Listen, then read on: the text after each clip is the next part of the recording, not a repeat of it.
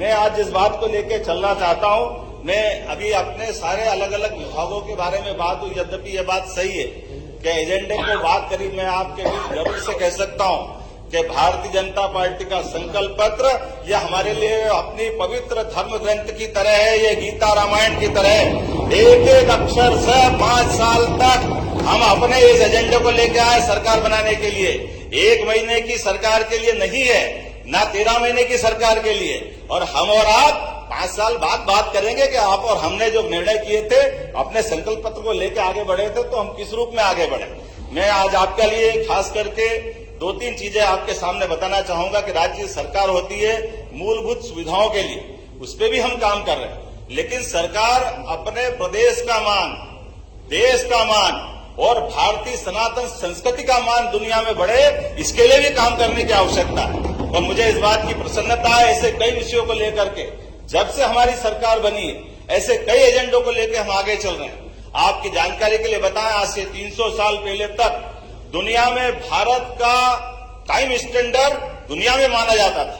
लेकिन काल के प्रवाह में जब हम गुलाम हुए तो ये फ्रांस की राजधानी पेरिस 50 साल तक स्टैंडर्ड टाइम वहां तय होता रहा। उसके बाद 250 साल पहले जब अंग्रेज हावी हुए तो अंग्रेज इस चीज को पेरिस से उठा करके ग्रीनविच ले गए और ग्रीनविच से वो दुनिया में स्टैंडर्ड टाइम तय करने लगे।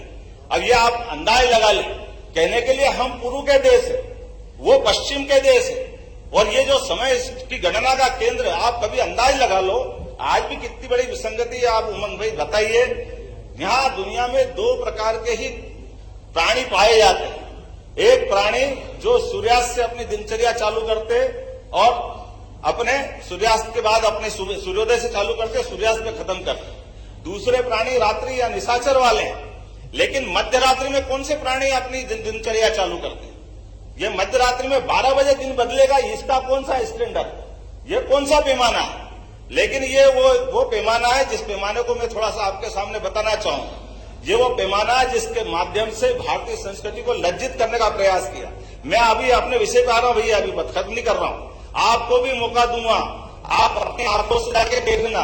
21 जून और 22 दिसंबर दिन के 12 बजे उज्जैन की ऑब्जर्वेटरी में जाना। एक शंकु यंत्र है, 300 साल पहले बना है और आधुनिक साइंस की दृष्टि से जीपीएस है, फिजिक्स का बना हुआ, जहां से आप डिसाइड कर सकते हैं कि दुनिया का सेंटर पॉइंट कौन सा है। आपको गर्व होगा वो उज्जैन और डोंगला है, जहां पे 23.26 अंश मिलेगा। लेकिन ये हमारे आधुनिक साइंस के आप उपकरण भी बता रहे हैं, जो हजारों साल से हमारे पूर्वज जानते थे।